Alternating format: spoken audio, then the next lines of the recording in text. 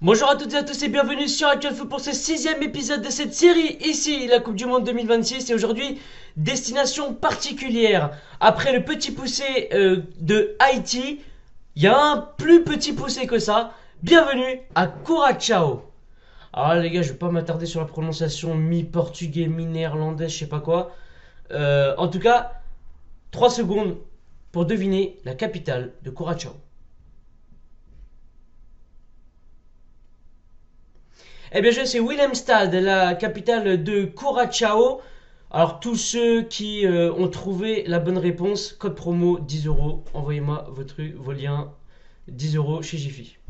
Non, c'est faux parce que ça va me trop retomber dessus derrière. Allez, maintenant, direction la Section Paga. C'est quoi la Section Paga? Ce nom bizarre, c'est le nom du championnat de Curaçao qui a été créé en 1921, qui aujourd'hui du coup regroupe 10 équipes semi-professionnelles depuis 1974. Donc le tenant du titre, c'est le CRKSV Jong Hollande. Oui, le CRKSV Jong Hollande. Qui a gagné le championnat en 2022. Vous allez me dire, c'est quoi ce bordel? Je rappelle que le championnat est semi-professionnel. Que du coup, en tant que championnat semi-professionnel, l'organisation est pour du moins assez étrange. En fait, ce qui s'est passé, c'est que sur les 2 dernières saisons, donc là pour l'instant, actuellement ça suit son cours, la saison 2025-2026, donc pour l'instant il n'y a pas de problème, mais sur les 2 dernières saisons, en fait, il y a eu des problèmes parce qu'il y a eu plusieurs protestations de clubs par rapport à la régularité de certains joueurs. C'est-à-dire qu'ils jouaient sans licence, un coup ils étaient là, et puis 6 mois après on ne les voit pas, puis derrière ils rejouent, etc. Et ça a retardé aussi la D2. Et quand la D2 est retardée, et ben la D1 est retardée, vu que du coup il n'y a pas le système de montée, etc. Et du coup le championnat a commencé à chaque fois, mais il n'a jamais pu se terminer. Voilà, j'espère que j'ai été clair. En tout cas, un championnat à l'organisation un peu louche. Le plus titré, c'est le SUBT avec 19 titres d'ailleurs. Il faut savoir que lorsque le championnat faisait partie des Antilles néerlandaises, il servait à qualifier surtout le vainqueur pour la Copa Antiano, qui est le championnat des Antilles néerlandaises. Donc en réalité, en fait, il n'y avait aucun prestige à gagner le championnat de Curaçao parce que c'était juste un système de qualification. Mais depuis 2010 et la dissolution des Antilles néerlandaises, la Section Paga est devenue un championnat à part entière et du coup a pris un peu plus de valeur quand même. Il faut savoir aussi que 100% des joueurs qui composent cette sélection ne jouent pas dans le championnat de Curaçao.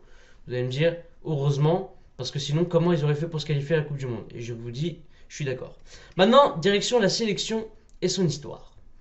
Alors, elle est 81e aujourd'hui au classement FIFA, donc devant Haïti quand même. Et quand tu compares les effectifs, franchement, bravo. L'âge moyen, donc c'est 26 ans. Et je vais vous expliquer pourquoi un âge aussi parfait, équilibré. Donc le stade principal, c'est le stade Ergilio Hato Stadium, qui est le stade qui accueille cette sélection. Euh, le plus sélectionné, c'est Cuco Martina, avec une soixantaine de sélections. Le meilleur buteur, c'est Rangelo Djanga. Et la plus grosse victoire de Curaçao dans son histoire, c'est 4-0 contre Aruba en amical. Eh ben non, je rigole, c'est 14-0 contre Porto Rico le 21 décembre 1946. Et oui, Porto Rico et ses plages ont pris cher contre cette vaillante sélection de Curaçao. La plus grosse défaite par contre, c'était il n'y a pas longtemps, contre Lionel Messi et l'Argentine, défaite 7-0 en 2023. Ça va être leur première Coupe du Monde dans leur histoire. Et leur palmarès, bah, il n'y a rien. C'est celui de Dimitri Payet. Voilà, ils ont disputé 3 Gold Cup, dont un quart de finale en 2019, et c'est à peu près tout. Maintenant, on va passer à la sélection actuelle. Entraînée par Dick Advocat, l'international néerlandais, faut savoir quand même que la valeur totale de l'effectif de Curaçao, elle est à 25 millions d'euros pour 26 joueurs. Donc moins de 1 million d'euros en moyenne par joueur. A noter que la plus grosse valeur marchande c'est 4,5 millions d'euros et que du coup la valeur totale de cette équipe de Curaçao est 2 fois inférieure à celle de Federico Di Marco. Ses stats sont magnifiques. Je kiffe.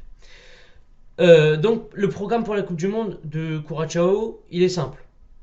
Très simple. Ils vont jouer l'Allemagne le 14 juin, l'Équateur le 21 juin et la Côte d'Ivoire le 25 juin. Donc, définition, 0 point. C'est pas possible. Moi, j'y crois pas, une seule seconde. Ils vont jouer un match amical d'ailleurs contre l'Écosse, notamment le 20 mai, qui va être intéressant parce que l'Écosse n'aura pas tous ses joueurs et peut-être que ça va un peu, justement, euh, être un niveau un peu égal. Mais sinon, le Curaçao, pour moi, n'a aucune chance. Maintenant, c'est une équipe qui, quand même, à son niveau, joue bien au football. C'est une équipe qui pose des problèmes, alors qu'il bon, n'était pas dans un groupe hyper élevé, mais qui pose des problèmes, par exemple, à la Jamaïque, qui a un effectif 2 fois supérieur, avec des joueurs comme Shamar Nicholson, comme Leon Bailey, l'ancien de Aston Villa, de la Roma, etc. Donc, c'est une équipe qui est d'ailleurs très décevante à chaque fois. Donc, voilà, c'est une équipe qui prend souvent le jeu à son compte. Qui ont tous des joueurs qui jouent dans du bon niveau, hein, dans le championnat néerlandais par exemple, en championship, etc. Donc c'est quand même des joueurs qui sont bons techniquement, il y a du bon niveau, mais aujourd'hui, en fait, la seule question, ça va être est-ce que Curaçao va se dénaturer. Moi, c'est la seule question que je me pose, parce que Curaçao, c'est une équipe qui aime avoir le ballon, qui aime pas jouer bloc bas, etc. Parce que bah, c'est pas une équipe faite pour ça, avec des techniciens comme Bakuna. Donc c'est vraiment une équipe, je ne sais pas comment elle va aborder cette Coupe du Monde, parce qu'en fait, il y a beaucoup de, malheureusement, de petites équipes qui se dénaturent, qui jouent bien au football, au ballon, etc., mais qui arrivent face à une grosse équipe, bloc bas, bus, on bétonne. Mais à la fin, ça marche jamais parce qu'ils sont pas habitués à le faire. Curaçao, ils ont rien à perdre. Moi, je pense que honnêtement, ils ont rien à perdre et que par exemple contre l'Équateur, qui est pas du tout une équipe de ballon, bah ils vont avoir le ballon. Mais maintenant, ça va pas suffire. Pour moi, honnêtement, ça va pas suffire. C'est quand même un effectif qui est trop limité. Des joueurs qui, malgré qu'ils soient plutôt bons, c'est des joueurs qui jouent très peu dans leur club. Donc, moi, je vois quand même Curaçao finir dernier. Pas véritablement de surprise là-dessus. Maintenant, on va finir quand même sur le 11 type. Alors, dans les buts, ça devrait être Eloy Room, le joueur du Miami SC, qui joue en D2 américaine, et qui est un binational d'ailleurs, comme quasiment toute l'équipe de Curaçao, hein, on va pas se mentir, qui a rejoint cette équipe à 26 ans quand même. Et c'est vraiment la binationalité en fait qui sauve cette équipe de Curaçao, parce qu'en fait, tous les joueurs qui la composent savent qu'ils peuvent pas jouer au-dessus. Donc après, c'est quand même du bon niveau. Mais ça permet aussi maintenant à cette équipe de Curaçao de se qualifier à la Coupe du Monde. En défense, c'est Chourandi Sambo, le joueur du Sparta Rotterdam, qui vaut 2 millions d'euros, qui n'a fait qu'une dizaine de matchs cette saison, mais qui est lui aussi un binational, qui a rejoint cette sélection à 24 ans, qui est un joueur plutôt intéressant. En défense centrale, c'est Roshan Van Aijma, le joueur du RKC Waalwijk, aux côtés de Armando Obispo, qui est pour moi le meilleur joueur de cette équipe, 26 ans, qui est un joueur très expérimenté, qui a joué une centaine de matchs avec le PSV, même voire plus, qui joue la Ligue des Champions, etc., qui est toujours titulaire. Donc franchement, voilà, c'est une véritable aubaine pour cette sélection d'avoir un joueur comme ça. Et à gauche, c'est le joueur du PEX Vol, Floranus.